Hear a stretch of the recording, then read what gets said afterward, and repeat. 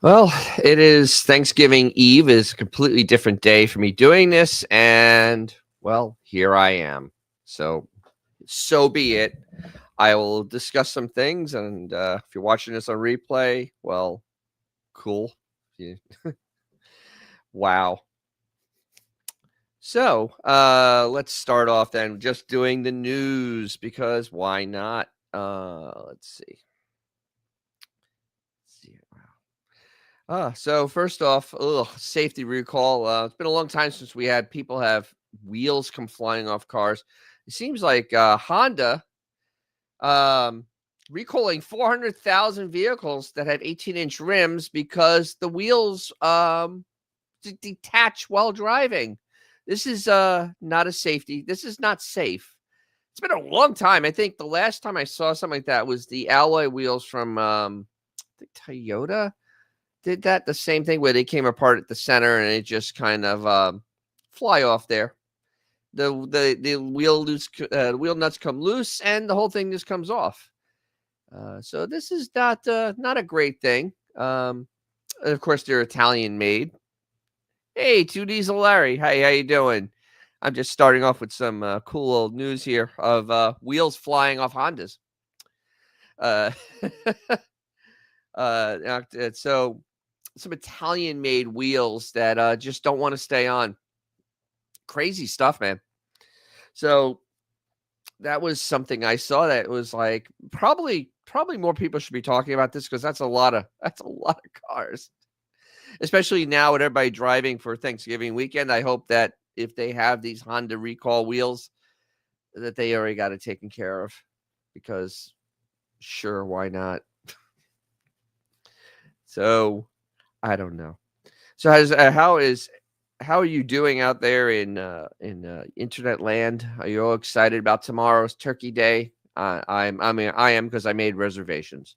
I hate turkey, and I'm just kind of like doing it. I don't, yeah, and I actually did my video. I actually dropped a video last night on. Basically, I was going to call it five turkeys, but I realized that'd be dated. But it's actually cool. Five follow-up cars from the '70s that just absolutely suck. So go check that out. All right. So this I saw and I'm like, this is where we are now with cars. This is where we are. Stellantis is spamming owners' screens with pop-up ads for new car discounts. This is what we're doing. Remember, Stellantis is the car company that actually sells your data. Um, so this is farly in line. This is why I don't buy their products. This is ridiculous. So pushing marketing notifications for loyalty cash is a bold move when you take cover existing customer screens. Back down there. So look at this. So you get into your new Stellantis like Ram, and here you are. You get a pop up when you start your vehicle up that there's a $1,500 loyalty retail bonus if you want to buy another one of these. I mean, I don't understand. So we don't jump into our Bronco and get spammed by Ford. Ford doesn't spam us to tell us to go buy a new F-150. This is absolutely insane. So now they're doing it to Jeep, which I that should really go well with Jeep owners because they've been doing really great so far. This is not capitalism. This is capitalism. You want to make your customer happy. Um, and if you're looking for another Jeep, I'd swear off the brand forever if you started sending me ads in the infotainment. Absolutely. This is the insanity. Look at this. Multiple pictures of the things where they've actually gone and spammed the owners of these vehicles. It's bad enough they have to suffer with a Stellantis vehicle, but now you're getting spammed if you're a Stellantis vehicle. I mean, I thought that things got very bad when they were selling the information, or at BMW where they made you pay for heated seats. But this is actually kind of annoying. I'd honestly, I would actually get rid of a vehicle. Absolutely. Absolutely. I mean, this is insane. I mean, I don't even understand this. Like, what happened to just sending an email or a text to somebody? Why do you have to annoy them in your car? This is this is why I think I love old cars, because of stuff like this. This I can't. Hey, vintage 76 Viper Green Beetle.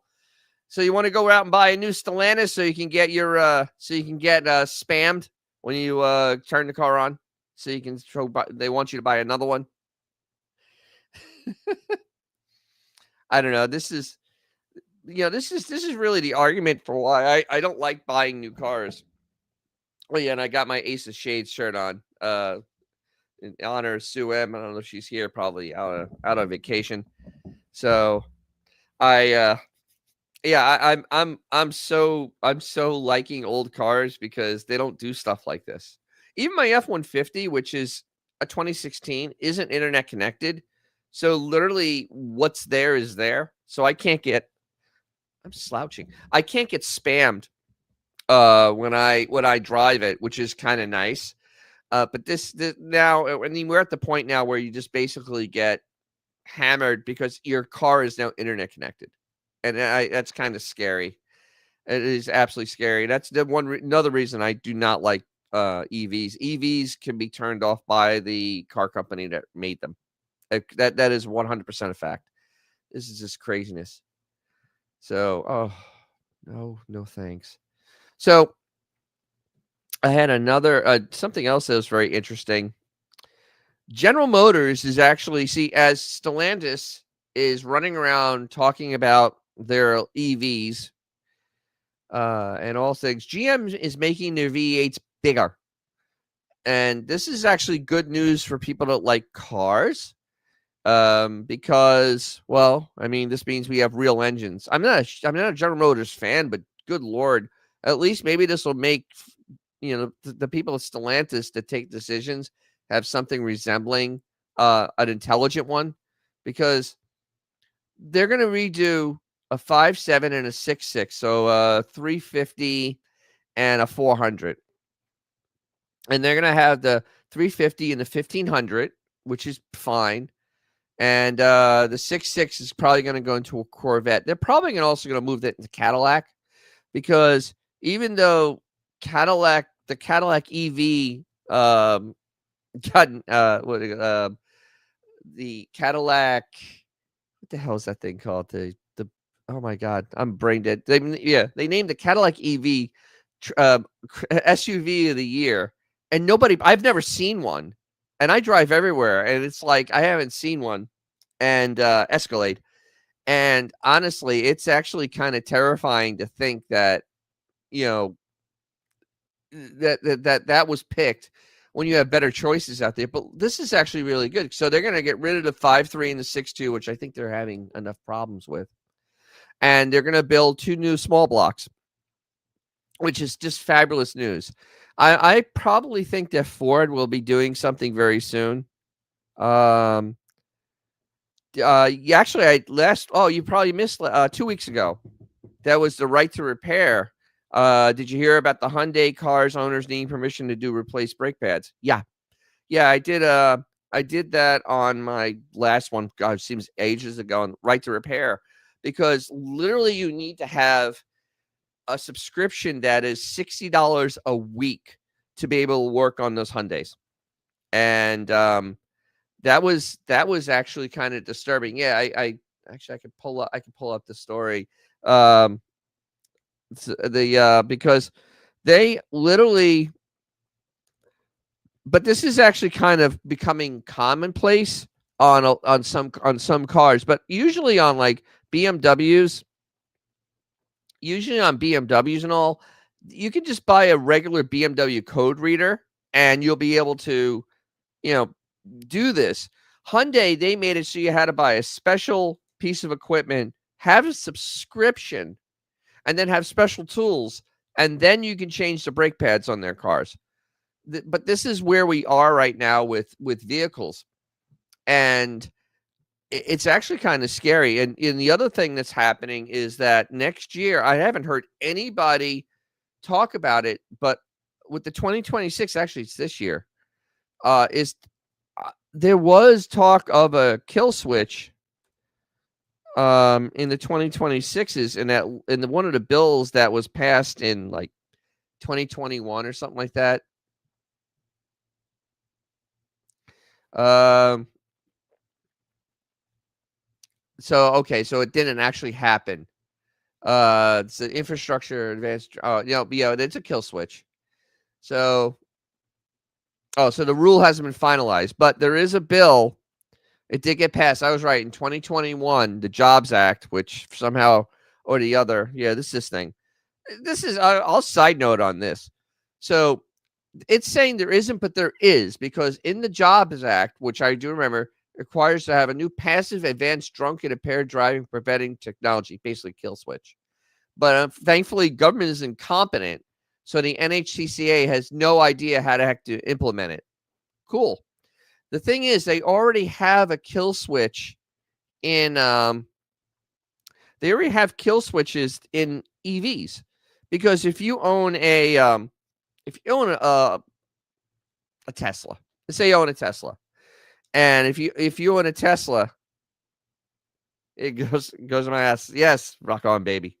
If you own a Tesla, Tesla can remote into that vehicle anytime it is connected to the internet, which is basically anytime.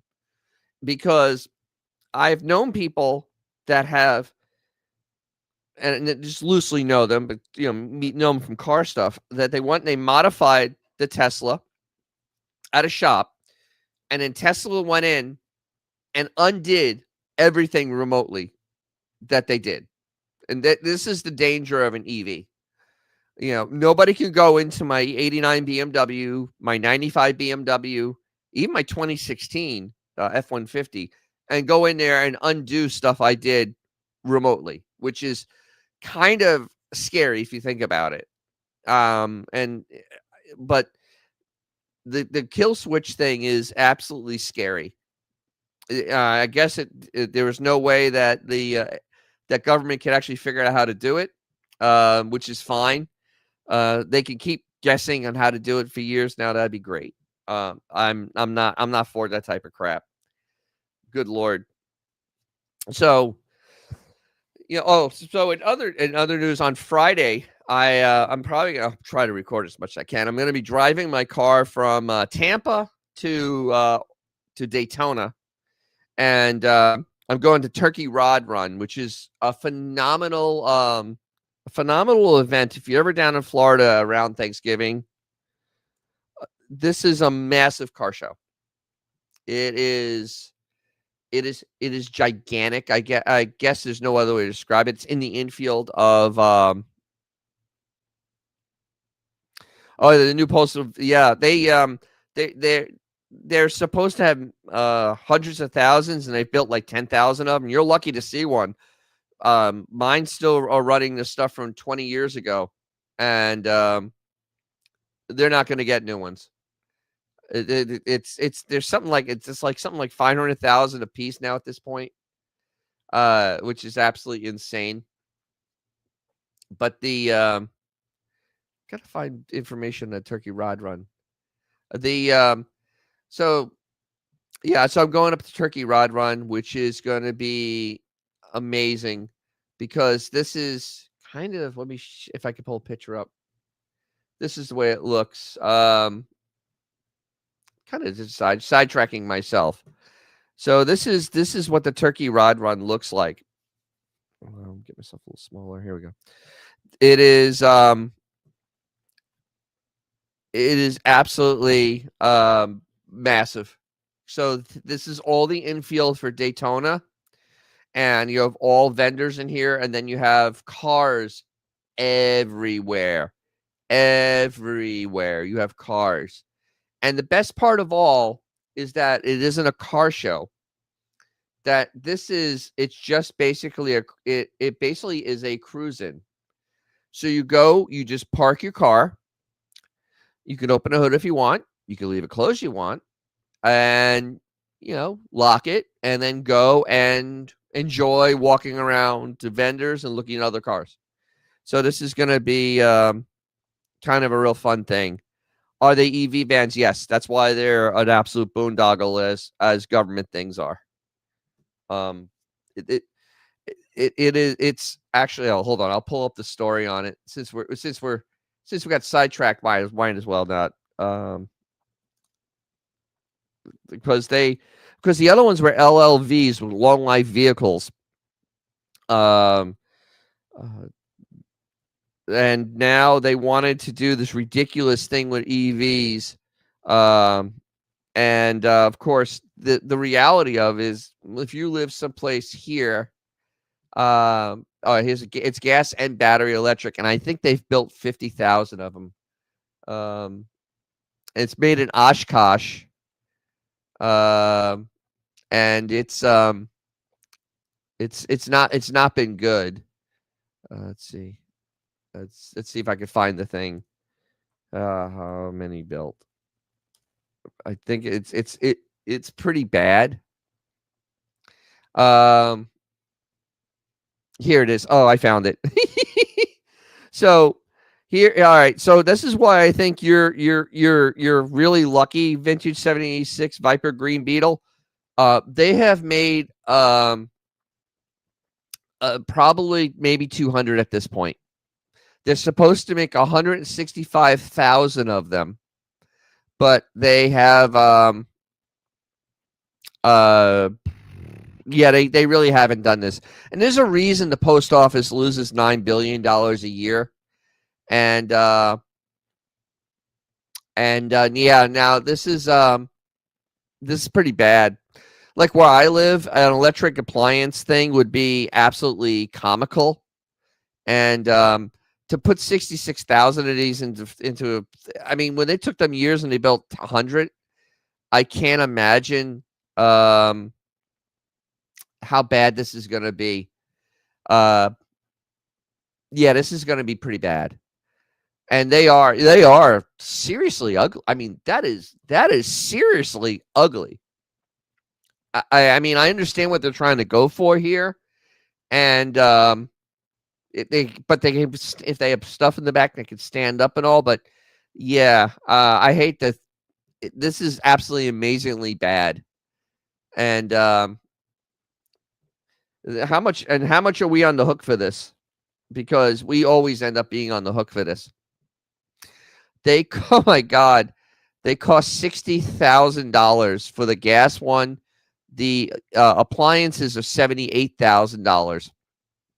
But that is just a general number of when they built it, the COLA contract. So, wow. Yeah, stamps are going up. The post office is an embarrassment to just to delivery in the general. And I'm no offense to anybody that works for it, but if you work there, you know, it's run very government-ish, which doesn't work well. And that's why I can go to UPS or FedEx and I can have something shipped faster and cheaper. And even with their giving the big pay raises, it still works better. And this vehicle though is another reason. Like it wasn't. I don't even know how they open it up for bidding. And oh God, how much? Wait, let me see this. I love these articles are just wonderful. So let's see how much did they spend on this, because at least give me details. But God damn. So they're gonna pay $78,000 for 28,000 vehicles. Wow.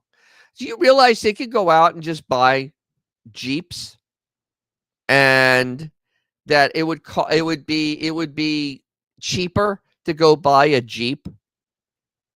Yeah, bidding. I know, government bidding. Yeah. I know.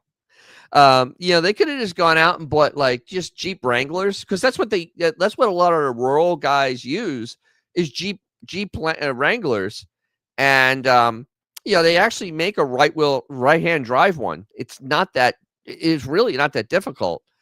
And it's already, look at that. Here it is. Price tag for the fleet, $3.3 billion.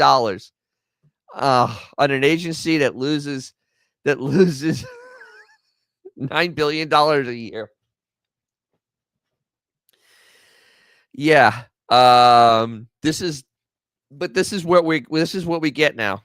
This is what we get. And I mean, it's actually kind of embarrassing. But honestly, if they just bought Jeep Wranglers, had them right-hand drive, because they used to do that, it would be a hell of a lot cheaper. I know it can't hold as much stuff, but maybe you don't want it to hold that much stuff.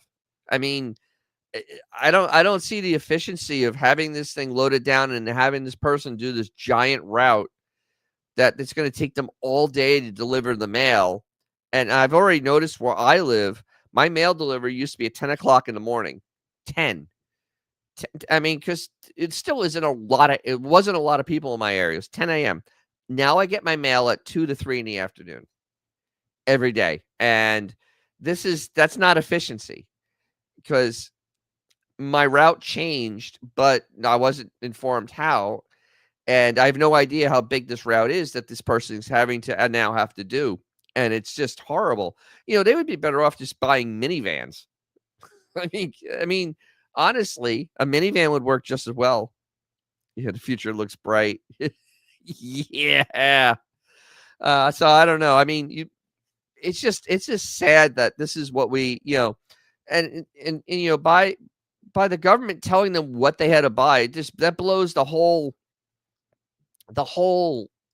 they're independent right out of the water because it's not good. I mean, it really is not good. And electric ones, I mean, in most areas, electric ones do not work. They will not work. I mean, the mail is supposed to be delivered if there's power or not. I mean, seriously, it's there is really, if you have from like in Florida especially, you could have the storm be done for weeks, and this happened in Pinellas County, and the storm was done for weeks, but they didn't have power.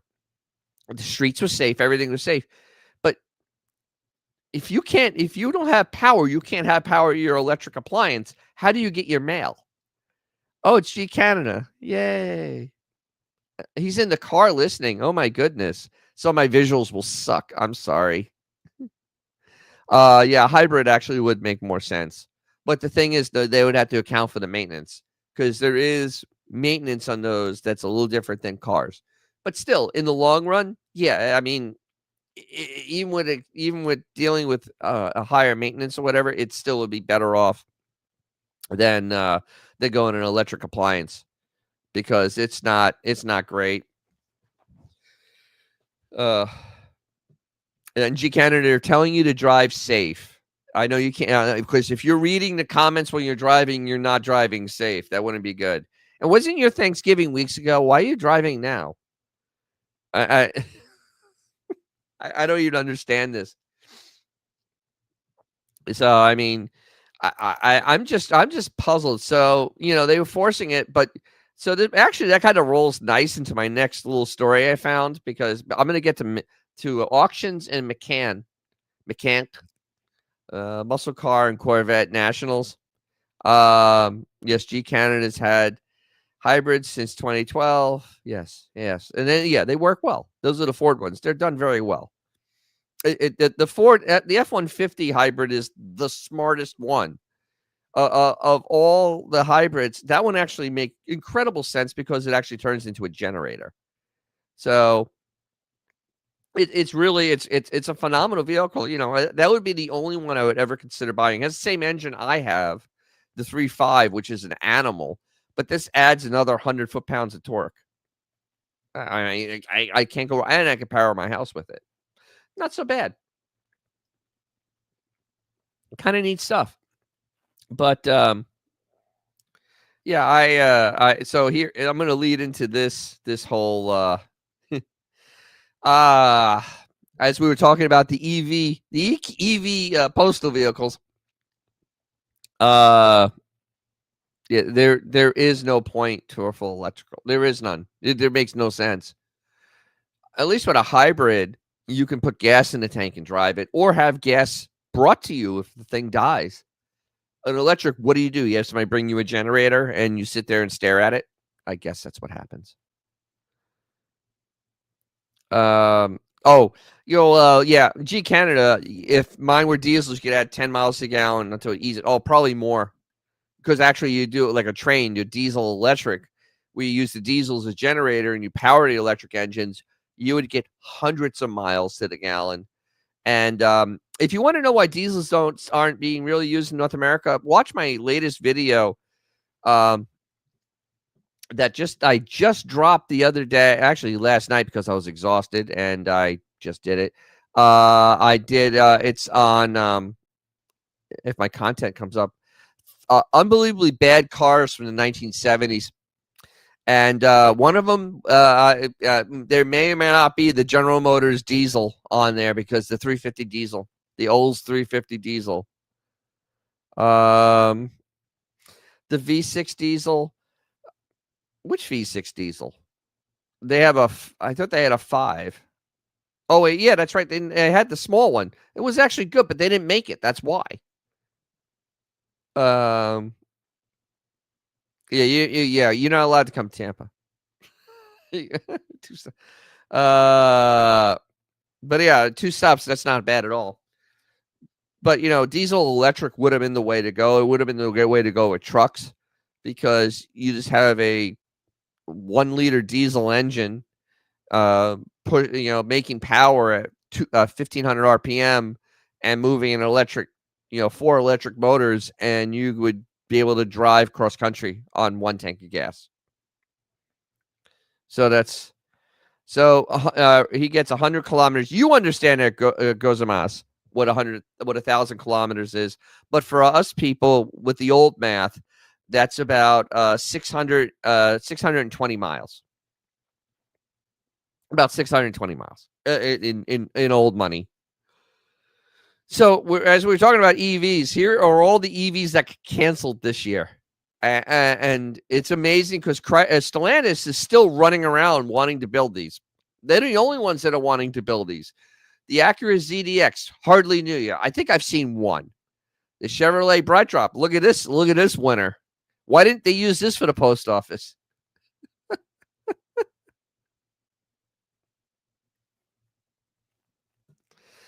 Exactly. They don't make trains diesel electric for no reason. Yeah, absolutely. Because they get thousands of horsepower while using almost no diesel. Let's see. My favorite, the Dodge Charger Daytona RT. Well, the other one will be canceled soon too. All the Dodge electric appliance chargers are going to get canceled. I can't imagine them continuing them because there's no way that this thing's going to stay around. It isn't selling. I mean, they're throwing like $8,000 on top of the hood, on top of the price cuts, and they stopped manufacturing. So, and the Genesis electrified G80, the Genesis actually is coming out with a new V8. So they went, yeah, we're going to make a real car. The Kia EV4 I've never seen. Boy, that is ugly. The Nissan Aria looks like a Murano. Yeah. And the Ram 1500 EV. Yeah. This was the dopey one that had a gas engine in there that wasn't hooked up to anything. It was just but it was a gas engine. And best of all, oh my God, that Chevy Electric. That's what FedEx is using this thing. Are you serious? Oh dear God.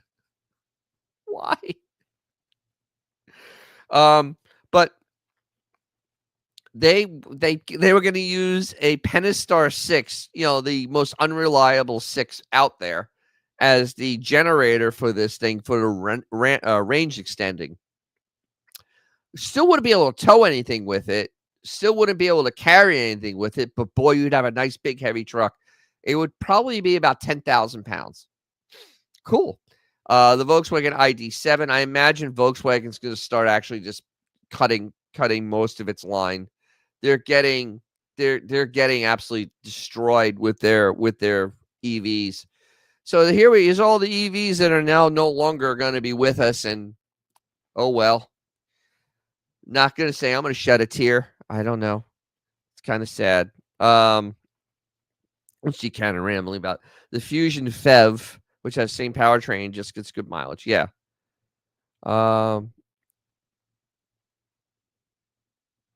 Let's see. Oh wait. Oh yeah, that's right. He has a C-Max. Yeah, the C-Max. The ugly. It is ugly. It's great going down the road. Great mileage. Pretty quiet. Made in Michigan. So there you go, America.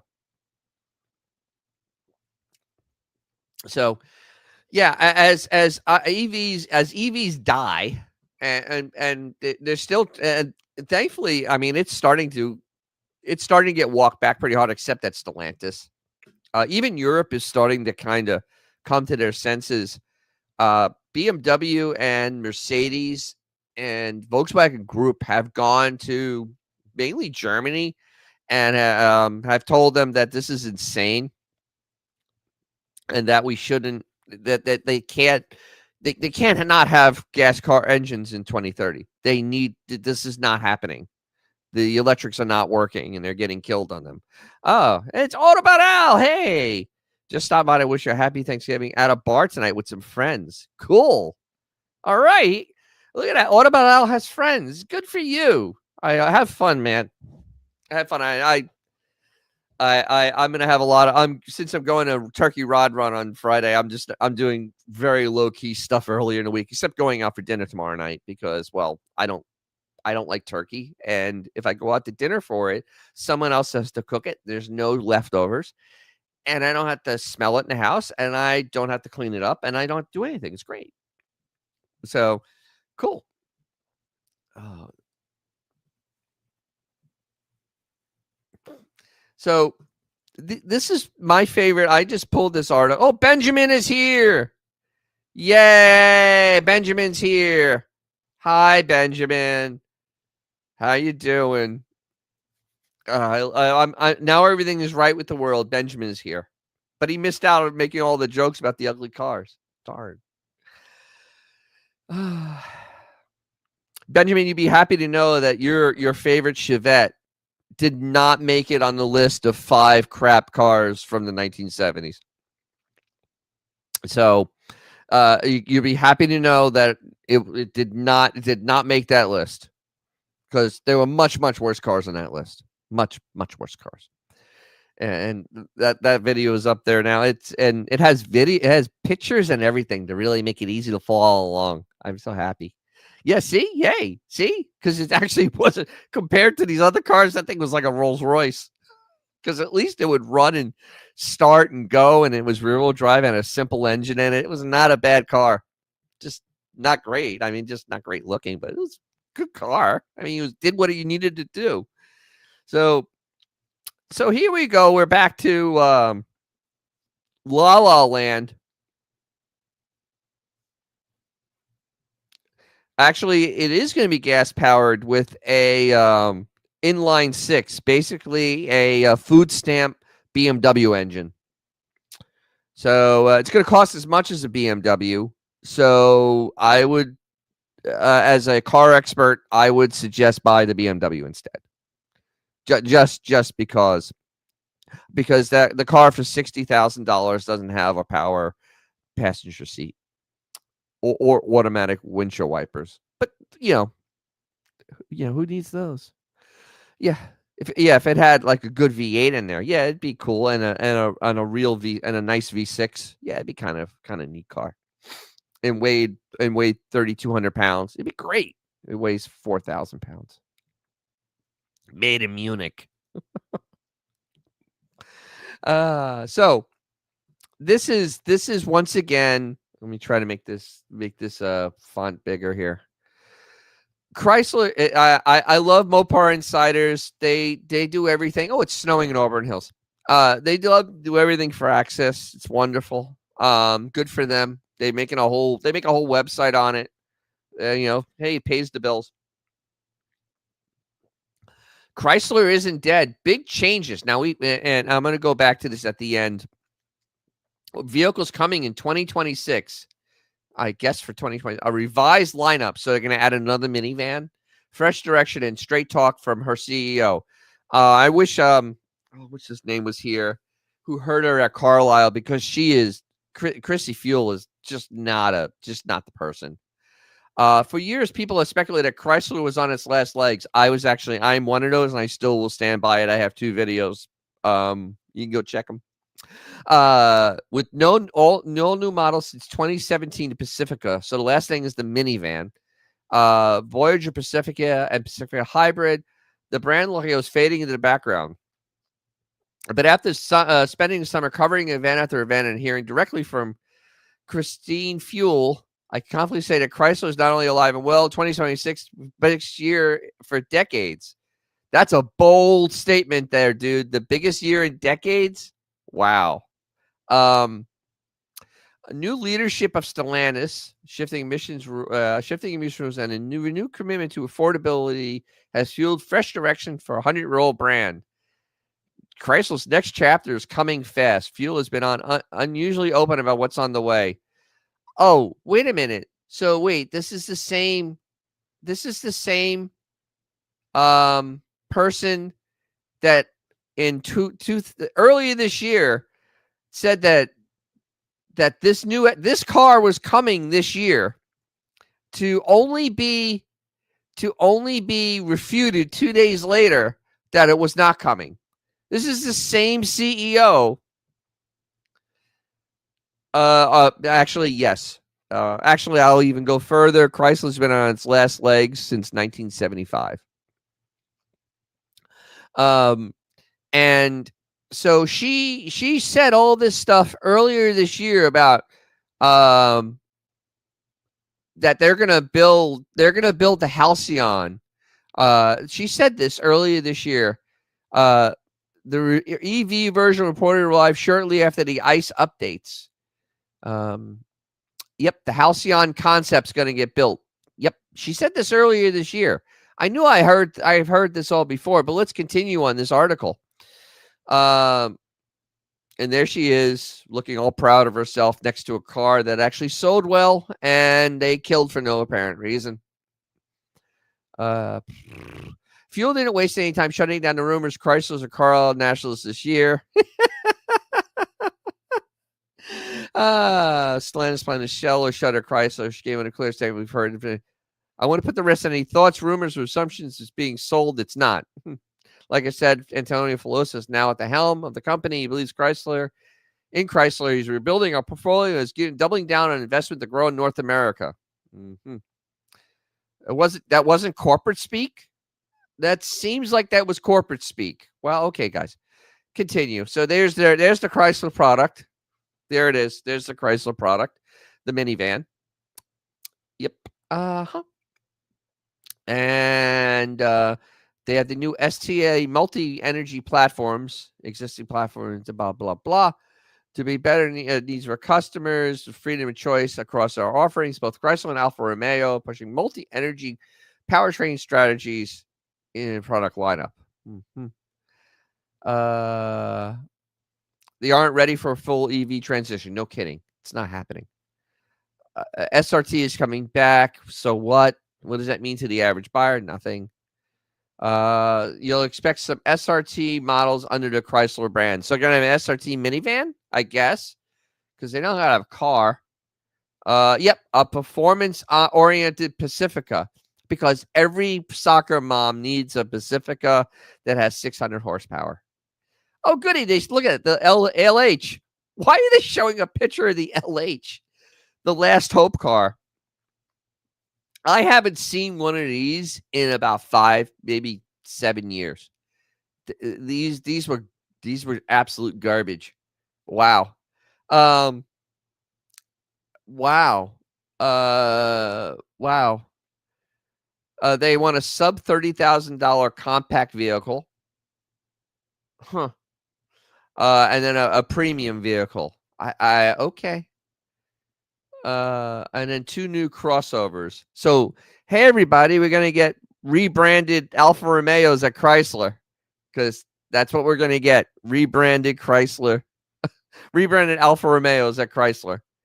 Because, I mean, literally, if you look, if I did a news search, Chrysler new vehicle, and I made it from 2023 to 2025, look how many stories that they floated out there. And this is the story 2 days later after she said the crossover was going to happen, that she was actually told, oh, you're wrong, Chrissy. And literally there's all these news articles. Look, all plans for next Chrysler revealed May of 2024. You know, it's like, fool me once, shame on you. Fool me twice, shame on me. It's okay. Chrysler got a $15 billion infusion from the Canadian government. It's not Chrysler's fault that the government didn't even get a jobs guarantee and the government didn't have a lawyer. Yes. What G Canada is talking about there is in the middle of the EV craze, they went to the Canadian sucker government and asked for $15 billion to build an EV plant, which they have closed down since. Um, and yeah, so they I don't know where that money went.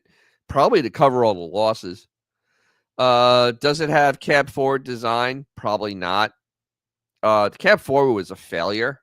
It literally made the car so hard to work on.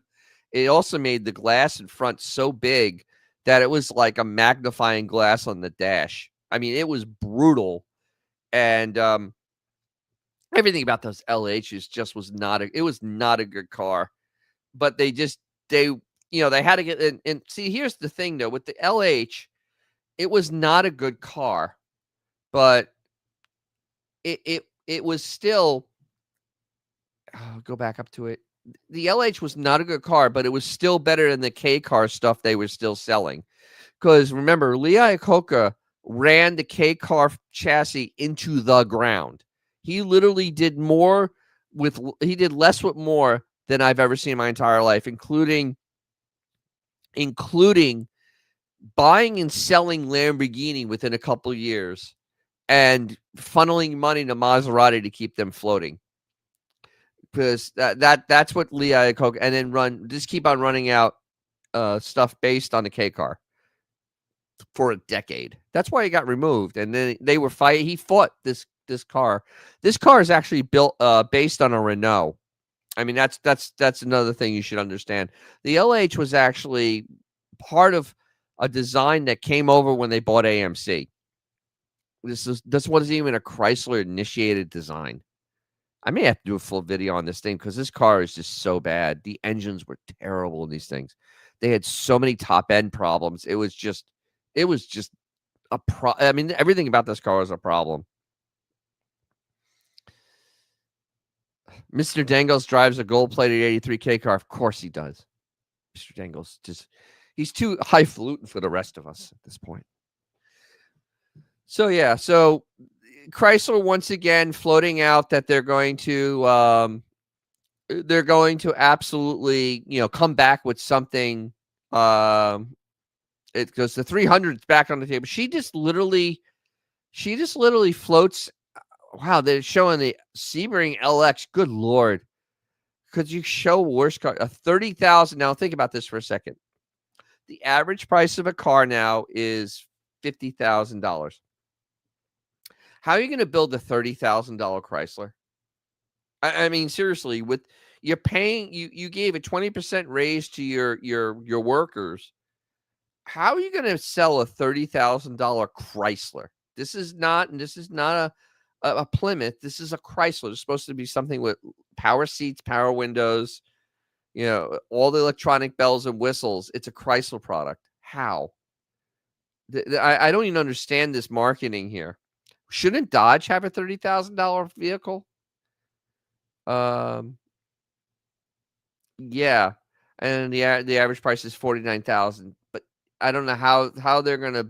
Oh my God! And here's the off road. So yeah, this has been the this is once again we're in fantasy land of Stellantis, where Chrysler's going to have a new car next year. I mean, I almost feel like a Cowboys fan. They're bringing a sports reference because every year it's going to be the year. It's going to happen. It's coming next year. We're going to have a new car from Chrysler, and yeah, exactly. Vintage 76 Viper Green Beetle. I can't remember the last time I saw an LHS on the road. I can't remember seeing them new on the. I can remember seeing them new on the deal lot. Yeah. I honestly, and I look for cars, and I mean, I go to Chrysler things, and maybe I saw one at Mo Party. I mean, there were a lot of Chrysler adjacent cars. Maybe I saw one, but honestly, in Florida, I haven't seen one in years. I literally have not seen one in years. Even in the junkyard, I have not seen them.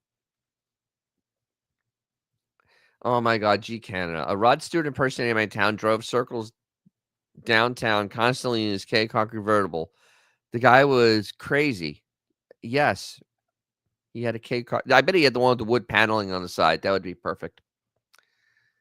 Oh, so let us before we get in.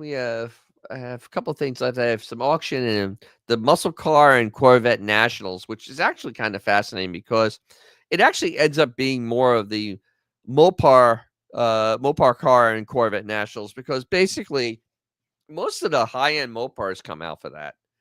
And we'll get to that in a few minutes. But I literally realized there was a Mecum auction at Las Vegas last week. And I was shocked actually. And I actually we're gonna go through this because um it looks pretty weird. Yes, of course, Benjamin went to a different Mo party. He met the conjoined twins named Monique and Clinique. Yes, of course you did. No, tell me no. A Rooney, Ed Rooney. I saw a Plymouth Eagle at McDonald's parking lot a couple of months ago. You saw an eagle? Wait, I thought is it a Plymouth Eagle? Oh yeah, it was a Plymouth Eagle.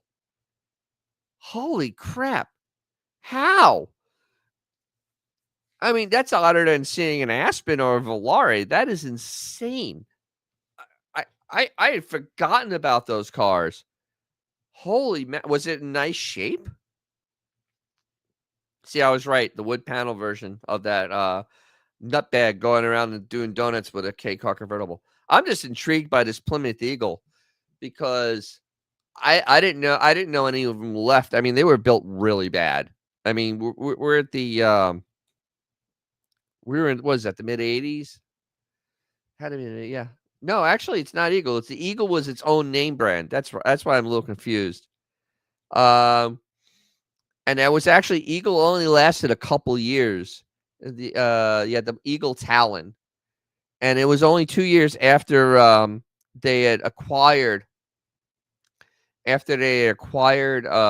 AMC that Eagle was its own brand, and they had its own brand. So yeah, because here's the Eagle Talon, and I can't. I mean, I can't believe any of these still exist. I mean, these were junk. I mean, from the factory, they were junk. It was. I mean, that they had the turbocharged engines, which didn't last very long. They were fast. I mean, it said it could run a 14.4 quarter mile.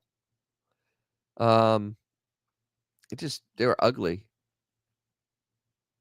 See, I made 210 horsepower, which today's standard is nothing. They made 1990 to 1998. Wow. Unreal.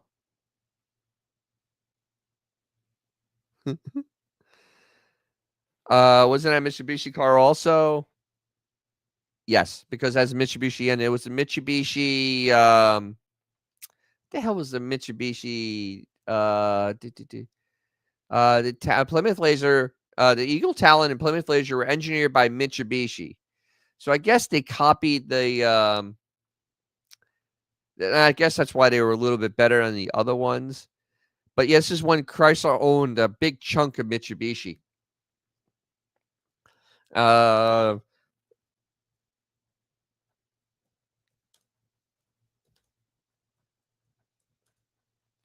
I could type. The Eclipse. That's right. You know, you see Eclipses all over the place. The Mitsubishi Eclipse is everywhere. So that is, but that is amazing to see one of these things. Yep, they were completely designed by them. So that's why they were slightly better than the other cars. But I haven't seen one of these in decades. But the thing is, look how many they made. They made there's like 200,000 of the Eagle Talons made, and I haven't seen I've seen one Eagle car the last 5 years. Yeah, Sebring convertible Mitsubishi. Yes, because they are part owner back before Daimler acquired them. They were a part owner of Mitsubishi, hence why they had all the Mitsubishi engines. And their Mitsubishi engines were actually better than the Chrysler engines. And not, I mean, that's not saying a lot, but their four cylinders were actually what they used in most of the cars, especially performance with turbos. They that's what they're actually using those. Yeah, and then became the Avenger and the Sebring Coupe, but because they're with the same engines, with the same powertrain. So, well, yeah, the design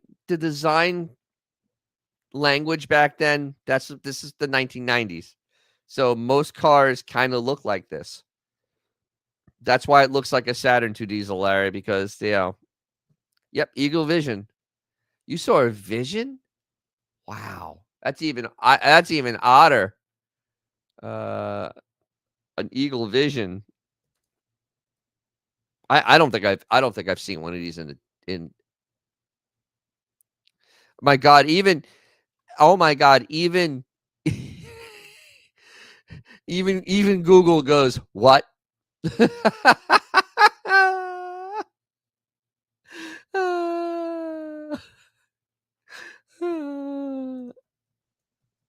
Let's see if it gives me birds. Hey, look, it gave me birds.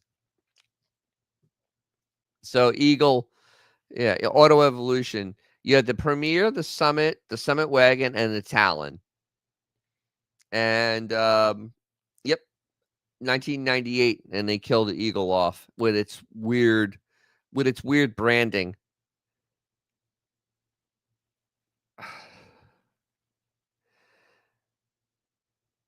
Yeah, the 2.7 V6 was a lot of car for the Sebring. It's just the rest of the car wasn't very good. So yeah, these are the Eagle. This is the Eagle lineup, a division that no one remembers at all. I mean, nobody remembers the Eagles. Um, they were, and then you had this wonderful. Everybody forgot about this wagon. Look at that! Look at this thing! Look at this! Look at this thing! Look at that sexiness! Look at that sexiness! This is Chrysler in the 90s trying to, I don't know, do something to compete with the Japanese imports, and this is what they thought up. I don't think this is going to become a collectible for any reason. I haven't seen one of these in probably 20 years. Wow. And honestly, as far as Eagles, I think I've seen one Eagle in the last at least 10 years. So this is kind of sad. Wow, really went down a rabbit hole, a scary rabbit hole, because that is just like, wow. To see these, I just forgot these. Just utterly forgot these. This is the full front wheel drive Chrysler Corporation in the 90s. Holy mackerel, that is insane. That is craziness. I can't believe you actually saw anything made by Eagle in a parking lot. Wow, and I look around, actually, I am now up to 11 uh Dodge, God, I can't even my my mind's all over. I'm scatterbrained tonight. The I've now seen the I'm having one of these evenings. Dodge Hornets. God, I can't forget. It's so forgettable. I forgot it. So I'm up to now 11 Dodge Hornets that I've seen, and yeah, it's still unimpressive every time I seen one.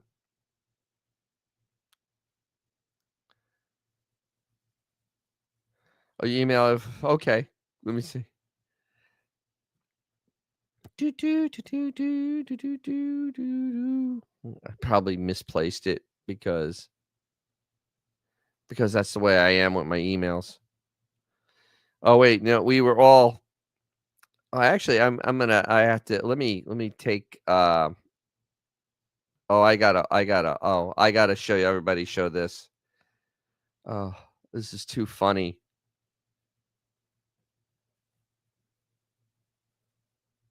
So weeks ago, we were Autobot Al. Uh, yes, all of them are Japanese cars. Yeah, it was based loosely. They were using the AMC network, and they were trying to use the AMC plants, and that's just kind of what they did. Um, they took all the good stuff and they kept it for themselves, like the LHS program platform and all the Jeeps. But a couple weeks ago, Autobot Al, so I was talking about the smart cars for the delivery for the Chinese delivery, and I want one of these. Um, I really do. I want one of these. I mean, with the dragon and everything on top, this is absolutely phenomenal stuff. This is good marketing. Just had to throw it in there. Get the taste of there.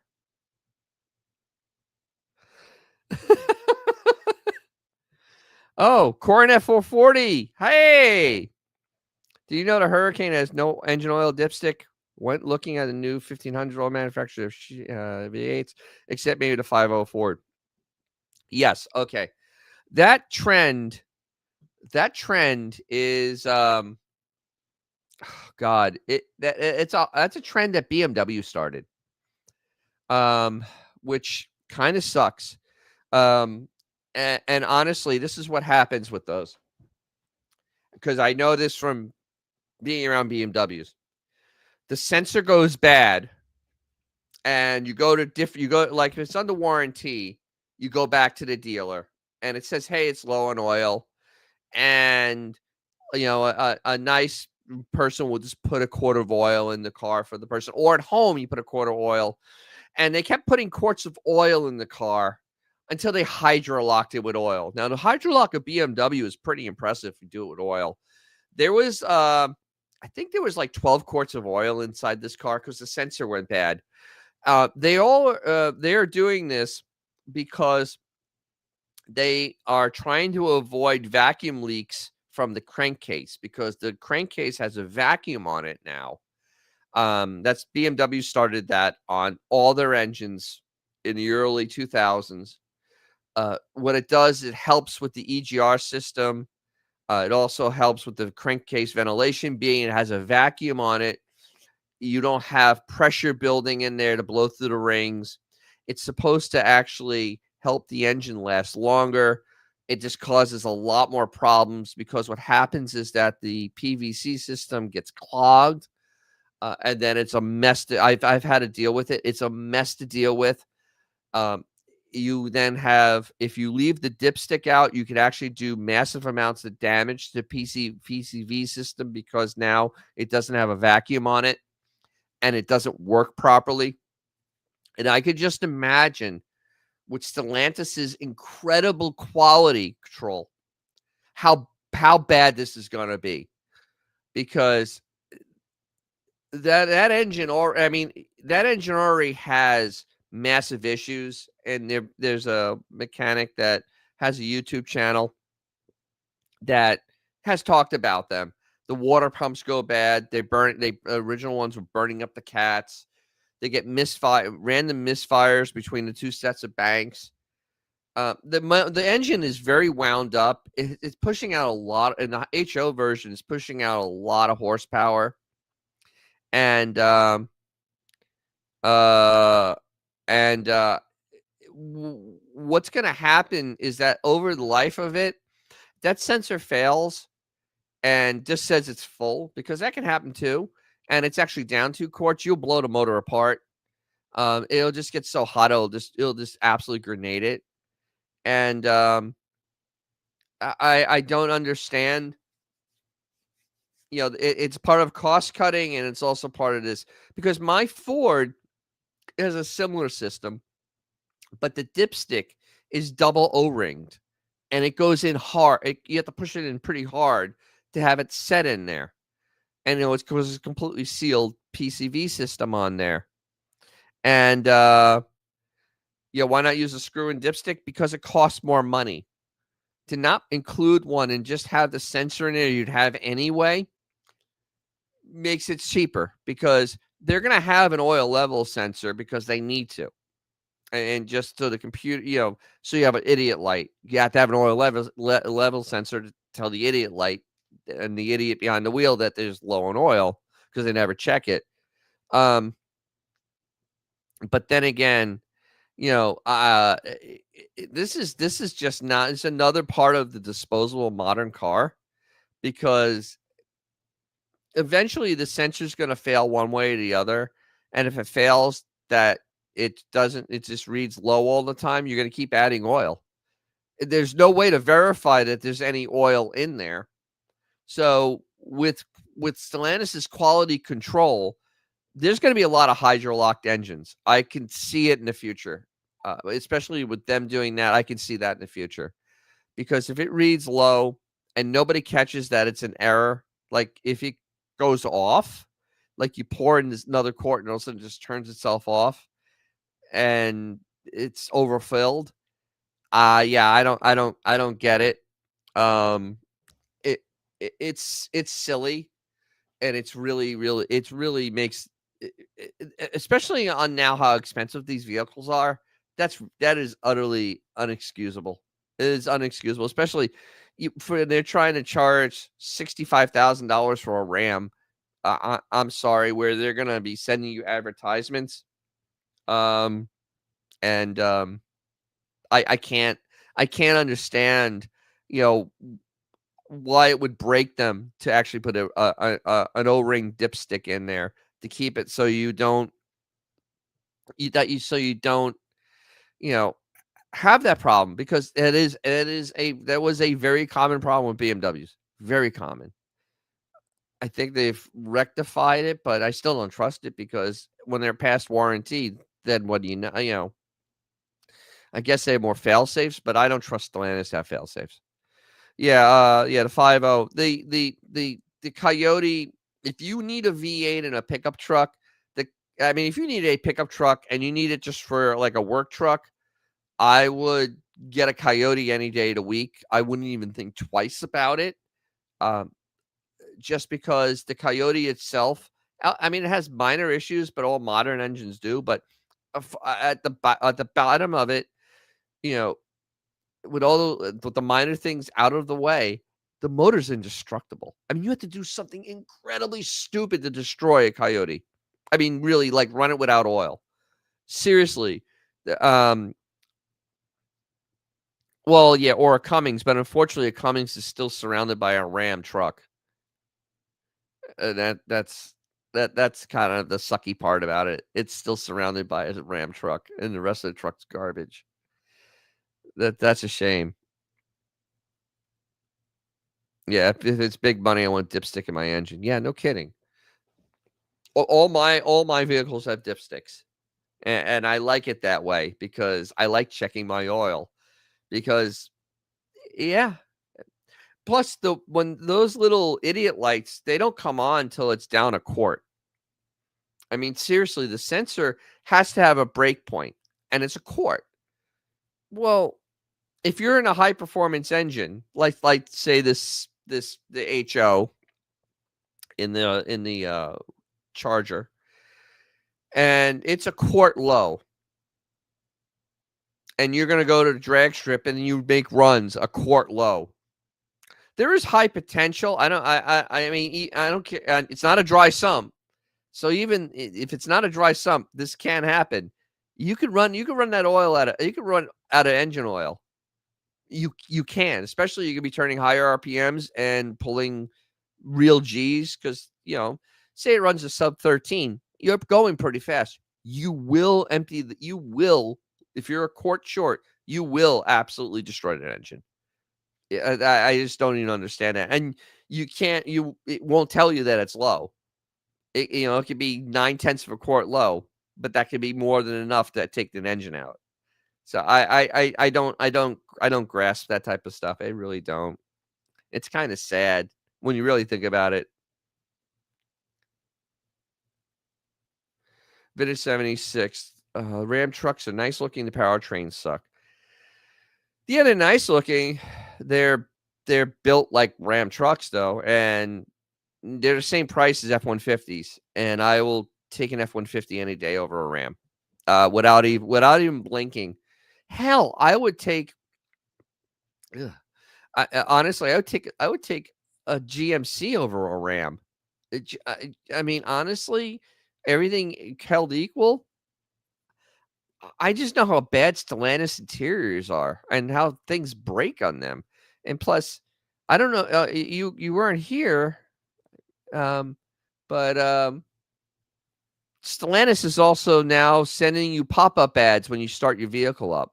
So, yeah, no, I will be passing very hard on them. See, alright. Dealer tries hard to push that Huracan.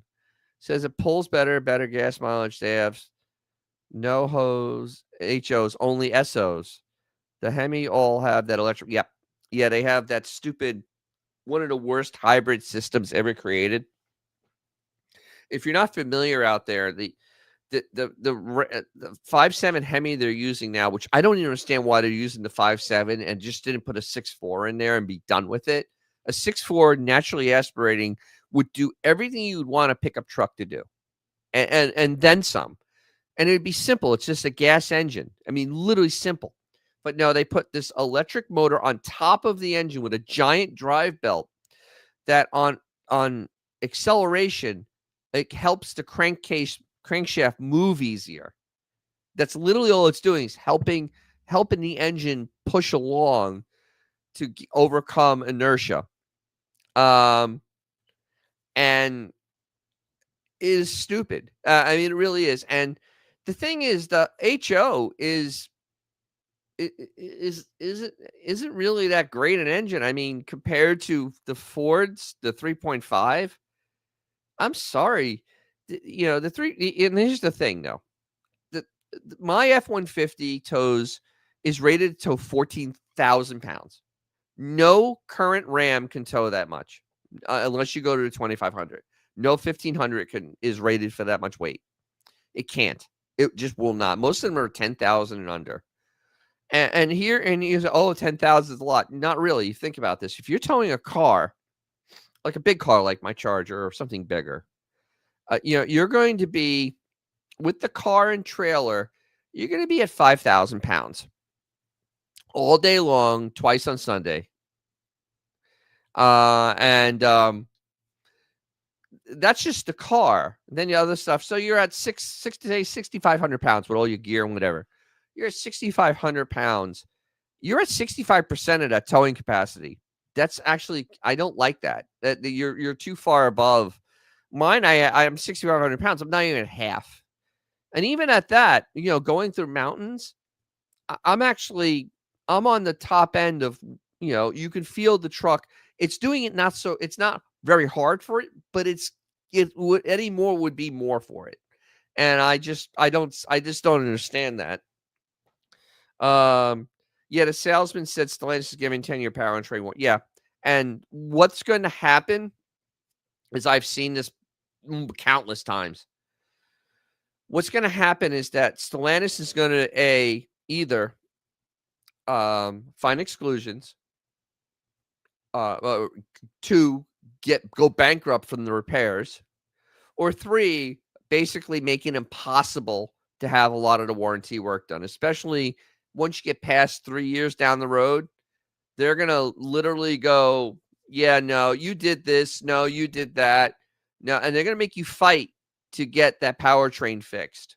Let's say the turbo blows up on it. They're gonna blame you. You towed too much weight with it, or you drove too hard. You were hot dogging with the car, and And honestly, they're gonna absolutely find a way to screw you because that is the only way that type of warranty works when you make subpar products, which is what they do. They build sub quality stuff. I mean, everything they build is garbage.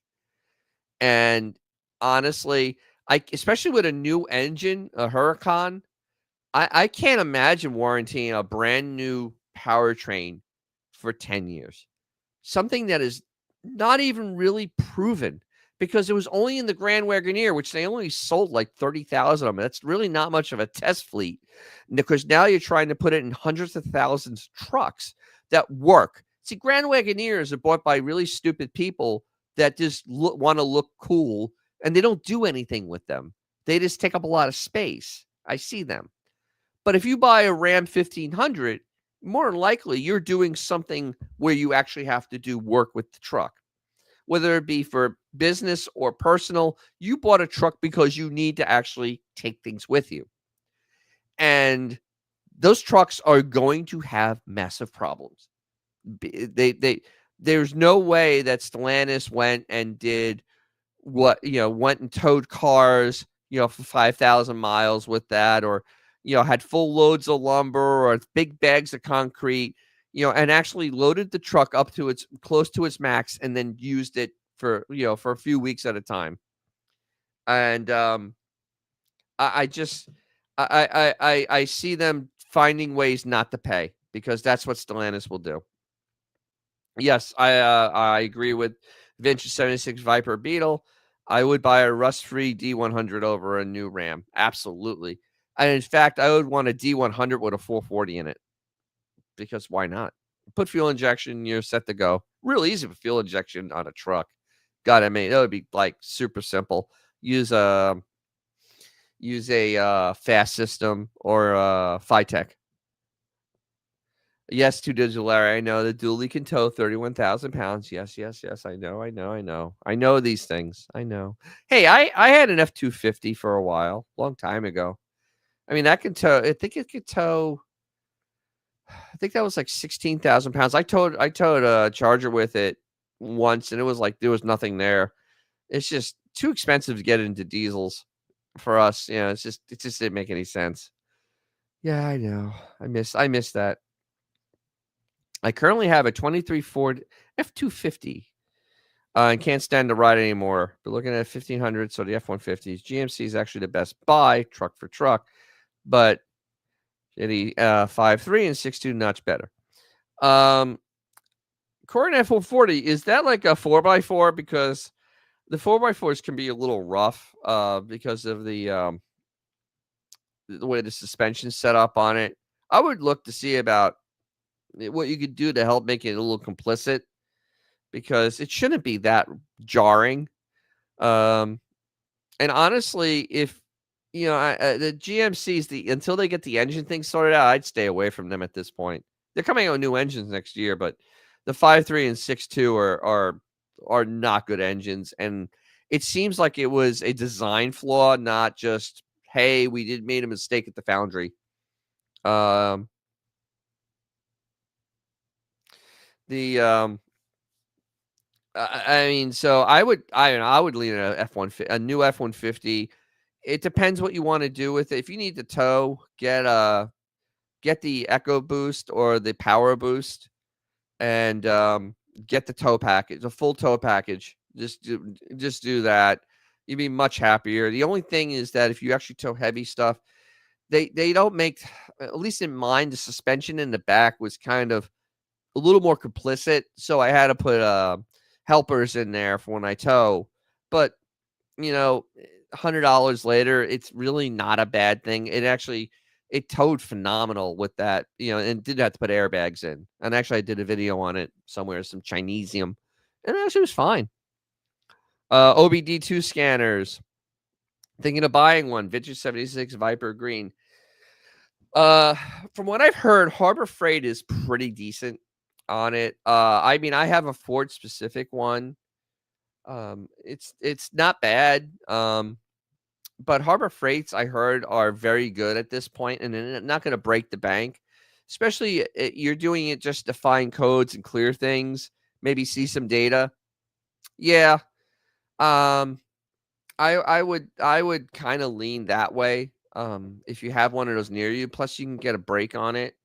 They're all about, I mean, honestly, unless you go into professional models, they're all about the same in my opinion. The ones that you do through your phone suck. So I would buy a dedicated OBD2 scanner. Yeah. Uh, let's see, 4 by 4 7.3. It's bad compared to the Dodge 2500. What, the ride? Well, the 4 by 4 will do it. The 7, you can't have a 7.3. 23 Ford, that would be a 6.7. Uh, it's better. I'm confused. Let me go back to this.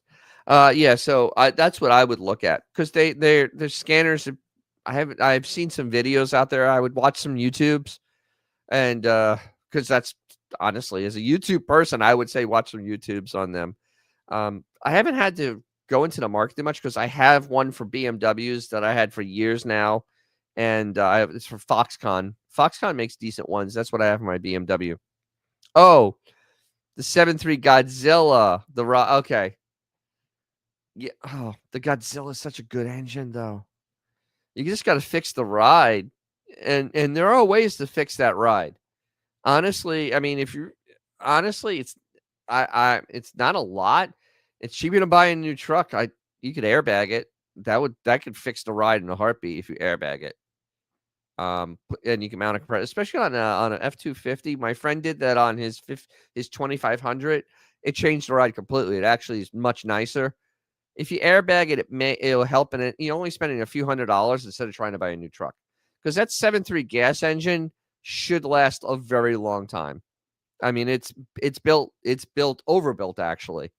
I mean, it has piston squirters, has all the trick in there, and you're not really using that hard. So I don't know. That's what I honestly I would try to fix. If that's the only thing wrong with it, fixing the ride isn't a hard thing. I would go probably airbags and see if there's different shocking shocks you can set up on that too. Because the 4x4s I know ride a little rough because they don't have a lot of give in them. So that's what you may be able to do. I don't know. That's just kind of my thought process on how I would deal with it because buying a new truck just sucks, especially the difference between a 23 and a 26 is enormous at this point. I mean, they went up a lot. Yeah, Harbor Freight has Zurich scanners on clearance. Yeah, because they came in with a new scanner. Did they? Are they Icon now, and that's why they're getting rid of the Zurich? Because I think they want upscale with it. But I would not hesitate, especially on clearance. I wouldn't hesitate. Trust me, they're really not much difference, especially if they're a generalized one. I mean, as long as you have to make sure they can go in there and do like ABS, and this is where it's going to get tricky. It has to be able to do ABS and let's see, ABS and clear airbag codes because and this is where it gets a little pricey, but these are things you really would want it to do on a modern car. The ABS thing's a huge thing, and a lot of the cheaper ones cannot do ABS. And if you get an ABS error and you fix it, or it's just a sensor and it won't go away, honestly, it's better. And plus, if it's one that can pull data for your car, like oxygen sensor data, um, engine engine temperature, all these types of things. Yeah, yep, I knew it. Icon. They're going up market with it. That's why. The 7.3. Yeah, definitely. He has the 7.3. He just ride sucks. So I would just fix the ride. And airbags, right? Two diesel Larry airbags literally can solve a lot of ride issues because you can actually soften the truck up a bunch by using those and not having it just run on the leaf springs because they'll over harsh the ride to try to get the weight towing in there. But if you put airbag, it'll take some of the jolt out of the ride. So, all right, cool. Of course, Benjamin, you can get a Rolls Royce Ghost for about $360K. That's a good ride. Yeah, that's a base one. You have to get it customized. You're probably over 400 once you start customizing. They're very expensive. So I think you know what I'll do. The last thing I want to talk about here is Mechanic, which is a really silly name, and there isn't a lot of pictures, so you have to go online. This is from them, and like I was talking about, it literally is almost a Mopar. It's like almost a Mopar car and Corvette Nationals. What they did this year, this was for the spring Mopar colors from 1971. So they had a special thing, and in spring of where's it 70? Actually, I'm sorry, 70. I'm a little slow. So because it's the 55th anniversary for the spring colors. And so what Chrysler did in the spring is it released a few colors. One of them was FM3, which is Panther Pink or Moulin Rouge. The other was Sassy Grass, or Gringo, which actually stayed around. The green stayed around for a while. This pink did not. This pink was only those 5 months.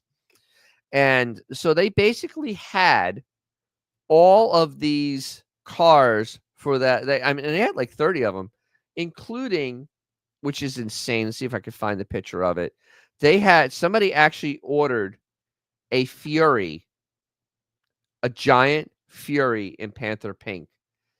So, I mean, it's just absolutely is the craziest thing that somebody actually is a Moulin Rouge.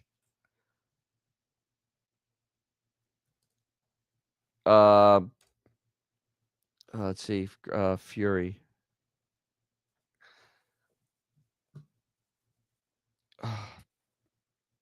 Here it is. So here is somebody actually went out and ordered a Plymouth Fury 3 in pink. I mean, it is the only one in existence. Somebody ordered this giant car in pink, and it was at McCann.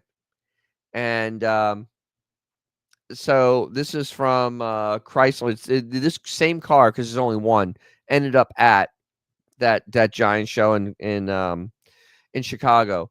And the thing is, this show is absolutely phenomenal because it is literally wall to wall muscle cars and classic cars that are just, I mean, they're brought in there for days, and you literally go in and there's this stuff that you've never seen before, and it will be at this show. That is absolutely phenomenal what is there. And they had an entire Hemi display, all the super stock Hemis, and I mean, look at it, those are Shelbys, old and new on a lift. Here's all super stock cars here. There's all of the spring colors there, and then all these rare. Oh, there's a Landy Dodge. I've seen that car before. I mean, this is literally one of the biggest shows in the United States that I'd love to go to. It's just that it's in November. It's just a very busy November. Yeah, it's November. It's a very busy month for me. And it's up in, Chicago, so you'd have to fly there. But this is actually probably one of the coolest things you could ever see. I mean, and then they have like the special thing, and they have unveilings, and they actually get they actually pull in like Survivor cars. The introduction to it. I mean, look how they line the cars up. This is absolutely phenomenal how this is done. Just absolutely one of the greatest shows out there. And, just seeing the pictures and stuff from there was absolutely phenomenal. But I mean, this alone where every year they've been having like one year they had like 40 winged cars there. So they had Superbirds and Daytonas. Absolutely one of the coolest things ever. So I this is one of those shows on my bucket list. Uh Vintage 36. It'd be nice to special order new cars like it was available back in the day. Yeah, you can't. I mean, possibly maybe you could. Maybe on a truck. But for the most part, no. You can't go, "Hey, I like that orange. Can I have it?" No, you can't. Back then you could. I mean, literally, if you gave them a little extra deposit, you could do whatever the hell you want. Because like that Fury, that had to be a special order car because there's no way a dealer would go, "Yeah, you know what? I'm gonna get my giant two-door family car. I'm gonna paint it pink, and I'm gonna throw it on a lot and see if it sells." Yeah, I don't think that's a great plan. Um, because pink, it didn't sell. I mean, it was a cool idea. It just didn't sell. I think they misread the market on the pink, but now it's made very collectible cars. And actually, this one here, I think that's a Demon. That's a painted roof. So that's probably a one of one car. Which is yeah, which wow. It's just and this is amazing. I actually know somebody. I'm gonna go back and see him and talk about a couple of his cars. Hopefully in the near future, Merritt. He had a car here. He had a Coronet RT that actually was at this show, and the car is actually that phenomenal that it belonged there. I mean, these cars are all like almost not driven level of car, which is cool and not cool at the same time because you know what? I drive my car. It has a couple of thises and that's, but I do drive it. Like I said, I'm driving it to Daytona. It's 138 miles, and I'm leaving at 5:30 in the morning. I'm insane. I am utterly nuts, and I'm doing it in a 53-year-old car. Yeah, that's great. I think that's absolutely crazy. Yeah, I think it is. Really cool. We're bringing snacks and tools, and a reflective vest. So yeah, but we all have snacks. You gotta have snacks. Yeah, and I'll have heat because it's supposed to be on Friday morning. You're gonna love this north of Tampa. It's going to be 40 degrees outside. I know for a lot of you that's like the daytime high, but for me, my God, that's cold. It was 85 degrees today. So yeah, it's gonna be kind of crazy, but I can't wait. But seeing stuff like this, it just makes me want to actually take my car out more. What is this? Oh yeah, the 68, the 66 Lincoln Futura Batmobile. No kidding. Oh, look at that. Don't know what they're talking about, but yeah. So this is big. They actually have an Instagram, which is really cool. I'll follow it because I want to know more stuff about this stuff. Cool. So yeah. But yeah. So it's actually getting a little more interesting. I can't wait. Next week I'll talk about I'm gonna probably take a lot of pictures. I'll probably try to do some videos at Turkey Rod Run because there's usually a lot of fascinating stuff there. I do have a short that I'm gonna put out because that's really all it's worth. And I may actually do a full video on this though because did you know they made a Lincoln Mark 7 with a diesel, and they actually used BMW's diesels, so it's a turbo diesel. Unlike the General Motors non-turboed slowpoke diesels, this is actually a performance diesel. And I'm doing a short on it, and I'll probably actually try do a little deep dive on these because the car itself wasn't that nice, so I didn't want to. And it was at a show, um, so I just kind of like go over it. But it's kind of fascinating. But from the Turkey Rod Run, definitely gonna have a lot of stuff from there because yeah. See you later. See you in 55 degrees in Massachusetts. Yeah, yeah. It's supposed to be the high is supposed to be 60 on Friday, which is actually kind of good for going to a car show because you're not going to be hot, but at the same time, Daytona is really windy, and so that 60 is going to probably feel like 50. But yeah, um, I don't know. So yeah, I it's pretty much all I wanted to go over. I did have some stuff from the auction. It wasn't very exciting. It was just kind of weird because, well, actually, I'll just dive into that real fast and we'll end on this because this was kind of weird.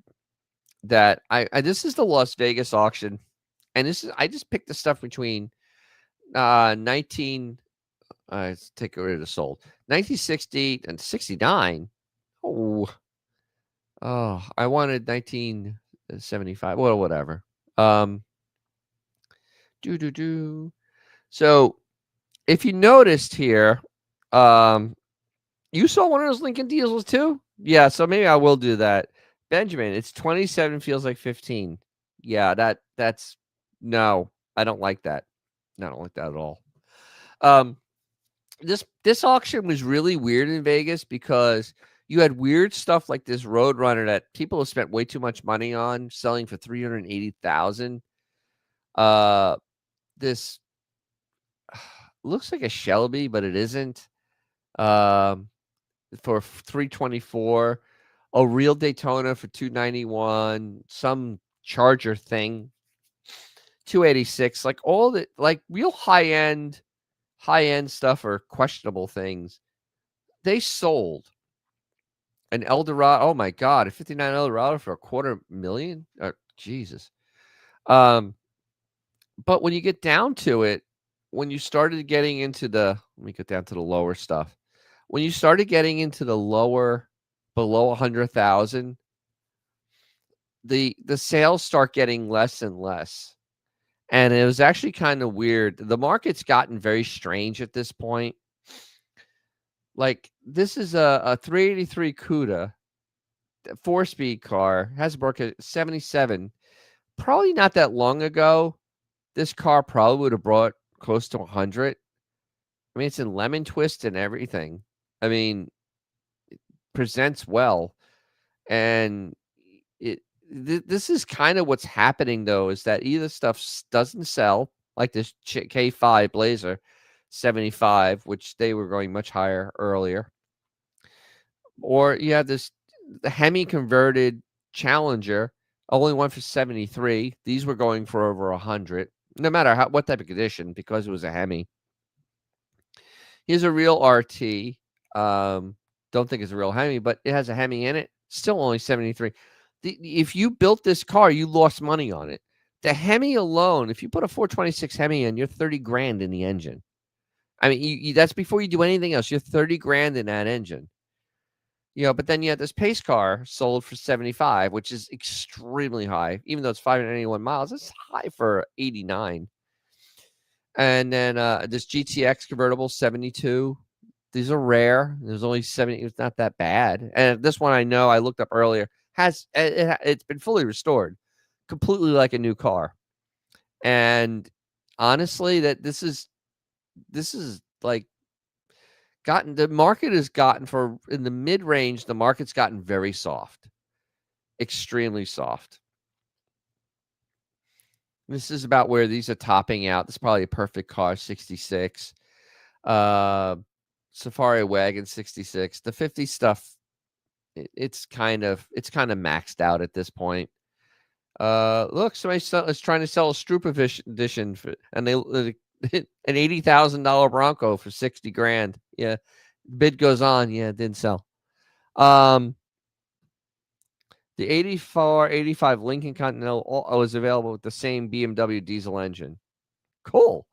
Yeah, because they were both based on the Fox body, which is weird that they didn't take like it would have been weird if they did it, but they would if they had a Mustang. If they did that with the Mustang, it actually would have been. It was turbo diesel, so I mean, it wouldn't have been fast, but it would have gotten like 60 miles to the gallon. Somebody sold the dark horse and lost money, $58,000. That's less than sticker.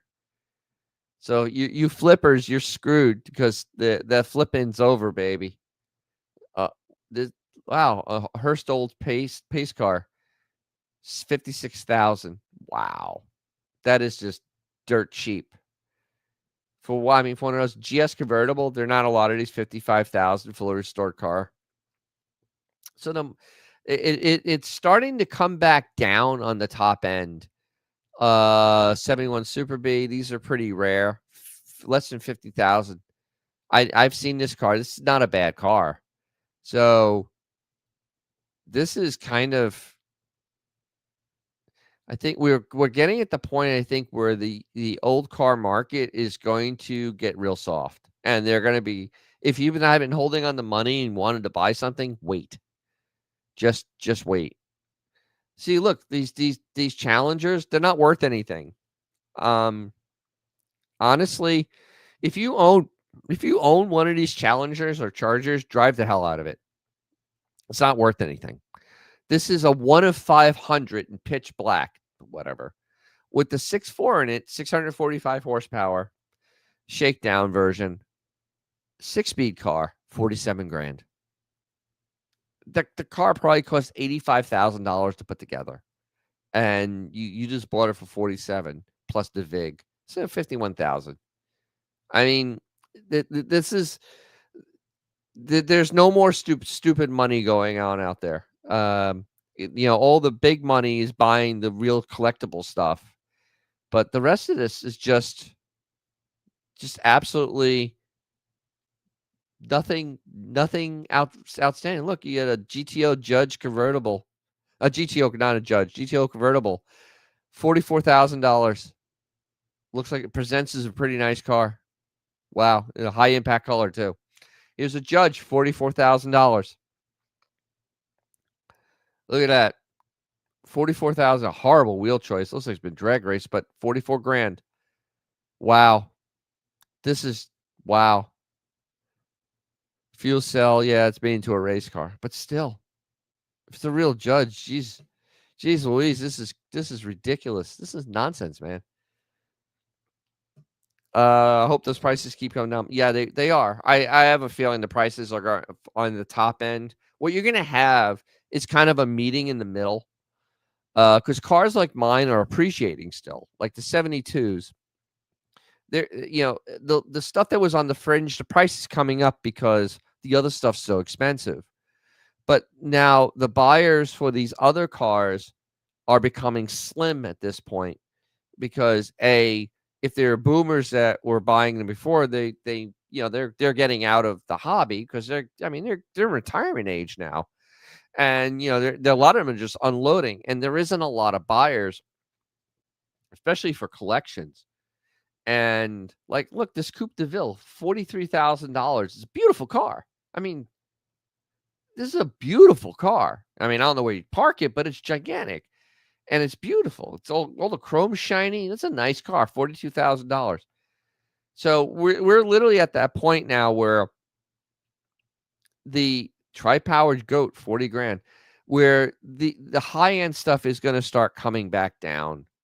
And a lot of these cars that's sold are actually very nice.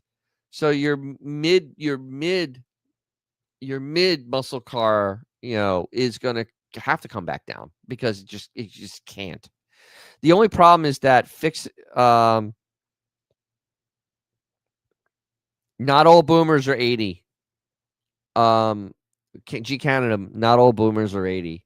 Actually, if you're born up to 65, you're a boomer. Yeah, 64, I think. Somewhere in there. It's like 64, I think. You're still a boomer. So, yeah. So, I mean, boomers from the 50s are in their 70s now. The youngest boomers are in their late 60s. Getting near 70, or actually at 70. The youngest ones are at 70 now. So yeah, they hang on like there's no tomorrow, and that's what happened to the hobby. And it really, oh, here we go. Galactic Marine 2012. Tesla's faster, less manually drives itself. Yeah, if you drive another car when you're a clown. Okay,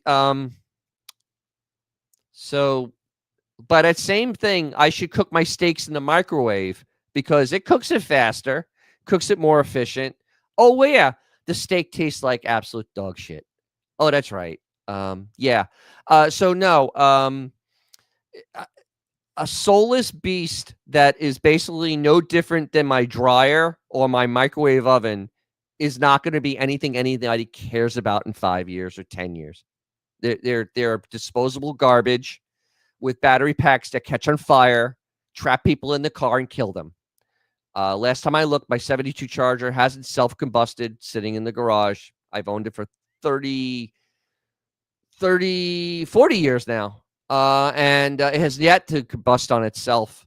I haven't had to do anything to keep, basically, really, if I didn't want to make it look nice, I could have kept it running without doing anything. I didn't need to put a battery pack on it every 10 years and spend $30,000 and have Tesla tell me what I can do and can't do to it. So, yeah, you keep driving that piece of crap appliance. Enjoy yourself. You're a dinosaur just like the rest of the appliances. Hello and enjoy going into that good night. Yes, I'm driving more than 250 miles. Yeah. I'll race any Tesla in my Charger to Miami and back, and I'll still beat you. I will still beat you up and down, Miami and back. I will beat you because you'll be sitting at Wawa charging for 8 hours while I'm already back home eating dinner. So I don't want to hear anything about that. I seriously, and ask people ask families that have lost people because the Tesla caught on fire and they couldn't get out. Just saying, it's nice how that gets buried. It got buried because they wanted the electric appliances to actually be something. People dying inside of them, they didn't care. Who cares? And I mean, whatever. It's an appliance, and it's not. It's the past. It's not even the future. It's just like buying a $10 latte at friggin' Starbucks. You're a moron. Unreal, just unreal. And they could lock your car down on you. You can't modify it. You can't fix it yourself.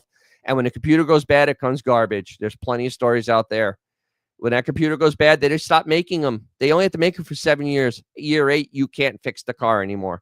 And now you have a giant paperweight that you could basically just light on fire and let it be on fire for days. You could bury it and it'll still be on fire. Congratulations. Yeah, I mean,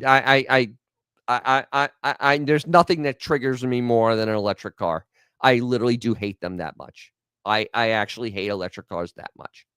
I despise them. I despise the thought behind what drives them is what really bothers me as a car guy, as someone that works on cars, that actually likes cars, that actually works on them, likes them, restores cars, fixes cars. Everything about them basically makes me nauseous. Everything about those cars makes me nauseous. Nothing about them. One of my first videos was on the EV cult, and it is a cult. It is a cult. It is the sickest cult out there, because basically you're okay with the minerals that they put in making those stupid batteries. You're okay that it's done in third world nations, which start with starving children that are getting poisoned by the lithium, trying to pull it out of the ground. And then all the water they have is polluted because they have to clean the lithium, right? That's okay for you, right? Because you feel really good about yourself because I buy something that has nothing coming out of the tailpipe. Well, listen up, Buttercup. You just poisoned thousands of people with that stupid battery pack in your car. You literally wasted millions of gallons of water to make that stupid battery pack. And then when that battery pack goes bad, there's no way to recycle it. There's no way to make it usable. It is absolute garbage. I mean, it absolutely, and it does need maintenance. It literally has a cooling system in it. If the cooling system is not maintained, the batteries get hot and the car will catch on fire and kill you. 100% it will catch on fire and kill you if you do not keep the cooling system working. It is just absolutely phenomenal, the cult of these people. They literally don't care that they are literally polluting the earth and wasting water to make batteries when you can easily use man-made gasoline, which they can do because Ferrari actually uses it, Porsche uses it. It's synthetic gasoline, can be produced easily out of the air because there is stuff in the air to make gasoline. You break down hydrogen and oxygen because there's water vapor. You break it down, you actually can make hydrocarbons out of it, because that's all gasoline is. You can do this, but we are stuck. Instead, we have the EV cult that literally is trying to push something that will kill you and actually pollutes the earth like nobody's business, and will actually keep you tied inside of a 15-minute city. I want to drive 1,000 miles without having to stop every friggin' 2 hours, and then wait 2 hours to charge my electric appliance. And if it's cold out, it'll be 6 hours. No, I want to drive as far as I can on a tank of gas, carry gas cans in the back, refill it up, and keep going, because that's how I do. I mean, yeah, no, they don't do maintenance. They don't understand that there's a cooling system that if it fails, you will catch on fire. As soon as you start charging it, you will catch on fire. It's absolutely amazing how stuff is hidden. Yeah, Benjamin, Tesla will cook you better than a microwave when the battery busts. Absolutely. There was a massive lawsuit in the state of Florida. One of the insurance companies had to pay out because 4 kids died in a Tesla because they couldn't get out and it caught fire. They could not out. They burned to death. What a miserable way to die. This is not, for stage what I really dislike these cars that much. I find nothing redeeming about them. They are appliances to me. They are jokes. There's nothing redeeming about them. Here it is. Canada's entire economy is destroyed by the same theatrics Dennis is discussing right now. 1.5 GDP growth over the last decade with having these people at home. USA was 22%. And actually, the USA one's a bullshit one. I'm sorry. It's also not true, though. The numbers were made up. Yeah, I don't think that we had 22% growth in the last 10 years. But still, it's still better than Canada. We're not Canada, at least. I'm happy about that. No offense. But yeah.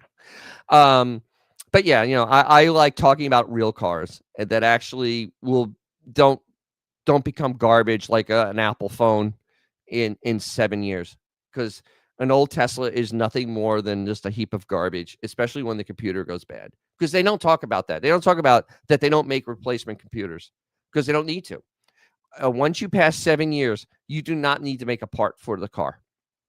You're not legally by government standards. You do not need to do that. And Stellantis stays by that. That's another reason I don't buy Stellantis products, because once the car's over 7 years old, they just stop. They just don't care. They really don't. You just can't buy parts for it anymore. So Canada was dead last among I guess first world countries. That's impressive. Yay, Canada. Yay, Canada. I just, it's amazing. The EV cult is it's just phenomenal how they still are clinging to this lie, this absolute bunch of nonsense, and they don't even know why they're doing it, which is the best part. There's carbon dioxide. Well, last time I looked, trees eat carbon dioxide. I remember learning that when I was in elementary school. Literally, I think I was in the 3rd grade. And I am sorry you couldn't pass 3rd grade science, because trees use carbon dioxide. That's all plants eat carbon dioxide. That's how they live, with carbon dioxide. And they produce oxygen, which we use, and then we make carbon dioxide to help the plants. It's a whole cycle. And also, all soda has carbon dioxide in it. I hate to break it. Anything fizzy, that's carbon dioxide. Including beer, that's carbon dioxide. Just let you know that yeah. So I haven't seen a ban on on fizzy sodas or beer, and they actually, every time you open a can of soda, you're releasing carbon dioxide into the atmosphere. I'm just saying that. Oh yeah, and we haven't banned volcanoes who release millions of tons of carbon dioxide every time they erupt. But why would we go there? The Earth is 20% greener now. Cool. Oh, you mean there's more trees, or there's more fields? Are they poppy fields? Oh, and I'm sorry, that's Afghanistan. But yeah, I literally just, it makes me, it actually makes me mental, because it actually hurts the head when you actually have gone to school and just got basic science. I'm no scientist by any stretch of the imagination, but I actually did do high school and college science. Um, GM is already doing that with parts for cars. GM is not as bad as Stellantis. Stellantis 7 years and it's hard out. GM, you can still buy stuff for older cars. It's still available. Like Stellantis doesn't have anything for anything old. Like General Motors will still like if you want something for an old Camaro, they will have a piece for it. I know Ford is the best. You can go build a Mustang. I mean, literally, you can build a Mustang, like a 66, I think, and they have all the parts for it. You could buy crate engines. You could buy a 351 crate engine, 302 crate engine. You could buy these crate engines, but Stellantis, no. General Motors, they're probably going that way, but I have a feeling they're going to kind of come back because they're in trouble and they need to do a lot of goodwill stuff at this point, especially after the V8 truck engine disaster with the 5.3 and the 6.2. They have to go on the offensive at this point. And that's why they're stopping EVs completely. They're going to go into hybrids because they're even stopping. And the only one that's still kind of sticking with it a little bit is Stellantis. But I have a feeling that's going to also go. And I still see Stellantis as as said in earlier news reports, Stellantis breaking into two. Yeah, I don't see them staying a European American company much longer. It doesn't work. The math doesn't work.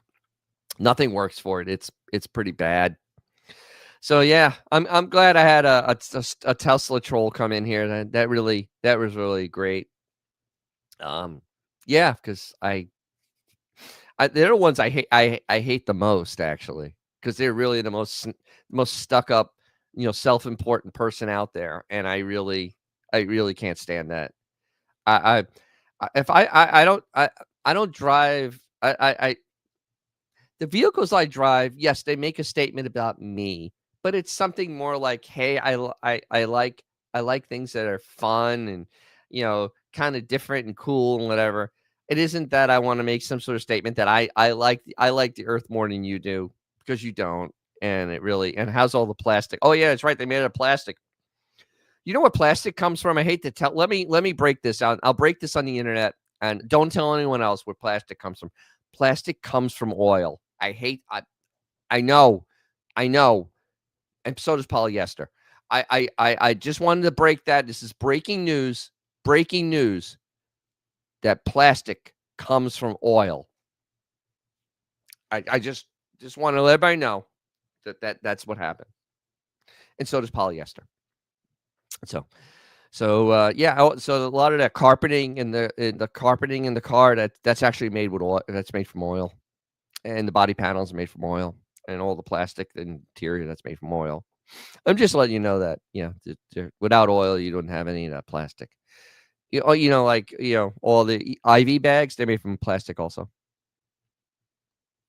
Yep, a lot of that carpeted petroleum product are almost in everything. Yeah, I mean seriously, oil distillation is probably one of the greatest modern inventions. Without that, we would not have modern society.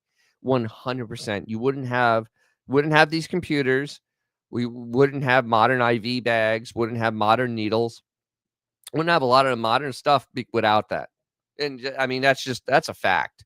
So I don't know if these people want us to go back to the 1800s, which really wasn't a great time. Just kind of really wasn't, because sanitary was not a high priority. It was a little rough. So I don't know if these buttercups could actually live in the 1700s or the 1800s because I think it would be a little too tough for them, especially with their $10 lattes. Christ, I just but the just the absolute it's almost like they're morons. And I really have a low. I just don't have a very high opinion, and I don't care if you like that or not. I really don't because sometimes the truth hurts, Buttercup. And my Charger is 53 years old. My BMW, my 89 BMW is now 36 years old. The car is 36. Actually, it's 37 years old because it was built in 88. It's a 37-year-old car. I don't think you're gonna have 37-year-old freaking EVs running around anywhere. And it's a 37-year-old car with the original engine in it, original drivetrain, and yeah, original parts on it. And I don't think you're gonna I don't think you're gonna see that. Um, yeah, no, that's just not. And that's more earth conscious by keeping using the cars forever is more um more in the recycling kind of thing than actually going out and spending $70,000 every 4 years on a disposable EV. Two diesel Larry. Yeah, also the electricity part. That little sticky thing. Where do you think electricity comes from besides the plug? They don't know. They don't know that most electricity in the United States is still done by either petroleum or coal. They actually had to bring coal plants back online because of AI. That's the dirty little side thing of AI is that you need to get power plants up because it takes a lot of power. It's actually making the price of power expensive to make Terminator happen. Um, but yeah, China's just building coal plants, so to power their EVs, which is absolutely moronic. Think how many extra steps that is that you're doing to power your car instead of just putting gasoline in it and driving, or putting diesel in it and driving. Literally, just think about that for a second. And you can't store electricity anywhere. You can't, not safely, because you can put it in a capacitor, but that's not safe. But I've had a 5 gallons of gasoline on my patio for 4 months now. 4 months I've had this 5 gallons of gasoline out on my patio, and nothing has happened. It has sat there and hasn't done a damn thing. But I can take that gasoline, I put stable in it. I can go put it in one of my cars if I need to and drive somewhere on that gasoline that's been sitting there for 4 months. You can't do that with electric. Why, thank you. Thank you, Vince. Yeah, I've been neglecting her. She's getting neglected. My '89 BMW, Vince 76. Yeah, I've been neglecting her. She's getting a little pissy. I took her out for a ride the other day, and it was fun. It was really fun. I need to drive her more. It's been very charger heavy the last couple of months. But yeah, I'll actually probably do more. I'll probably have another video on her because it's kind of fascinating. But yeah, I really need to use her a little bit more. It's not good, not good at all. All right, so coming up on the 2 hour mark. I'm tired. I have a big day tomorrow. I have to eat. I have to eat a lot. I have an antipasta first at home. Good stuff.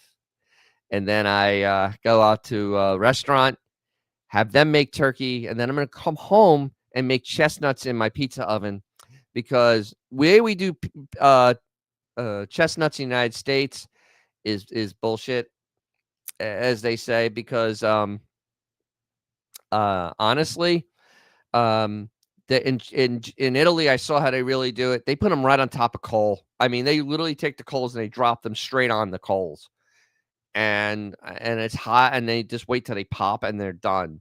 So I'm gonna set up my chestnuts. I'm gonna throw them in my pizza oven at like 600 degrees and wait till they pop, and then I'm gonna be done. And then hopefully I'll be driving my BMW. I'll have actually first I'll be going to Daytona. I'll have some stuff from that.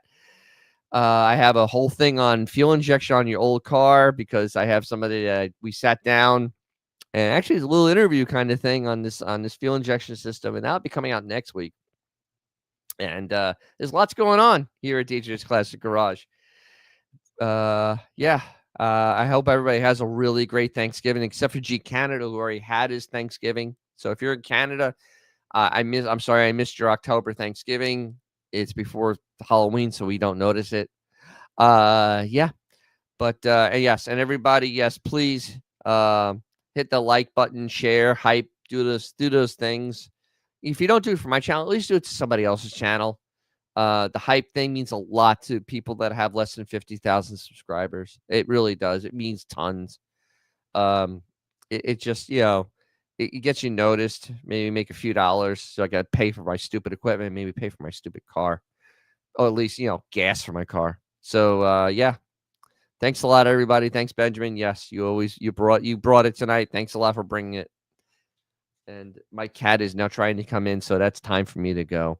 And I thank you all, and everybody, please have a great, safe Thanksgiving and nice weekend, and stay warm if you're in the cold parts of the country. And I will give you some more car content, less EVs, of course, in the near future. So good night, Gracie. If you liked what you saw, like, subscribe. If you didn't, thank you for watching to this point. And as always, if you have a cool car or something fun to drive, take it out. You'll make someone's day, probably your own.